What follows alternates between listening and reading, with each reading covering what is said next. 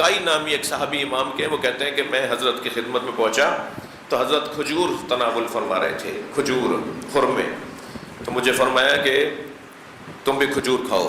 میں نے کہا مولا میں ایک منظر دیکھ کر آیا ہوں، مجھے بے چینی ہے، پہلے وہ منظر میں آپ کو بتا دوں۔ امام کے ہاتھ میں کھجور کا دانہ تھا، کھانا چاہتے تھے، مجھ سے سننا شروع ہوئے۔ فرمایا بولو کیا بات ہے؟ کہ مولا میں بازار سے گزر کے آ رہا ہوں، بازار میں ایک عورت کو سپاہی مارتے ہوئے لے جا رہے تھے، امام کے ہاتھ میں دانہ تھا، وہ دوبارہ ظرف میں رکھ دیا۔ فرمایا کیوں مار رہے تھے؟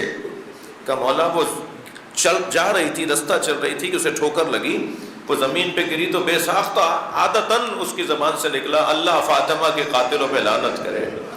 تو سپاہیوں نے یہ جملہ سنا تو اسے مارنا شروع کر دیا۔ سنیں گے ذرا، امام کھڑے ہو گئے، 2 رکعت نماز پڑھی اور پھر ہاتھ اٹھا کے کہا یا اللہ تیری کنیز فاطمہ کی چاہنے والی ہے، اور پھر خبر آئی کہ اس کی ضمانت لے لی گئی ہے، اسے چھڑوا دیا گیا ہے، تو امام نے سجدہ شکر ادا کیا۔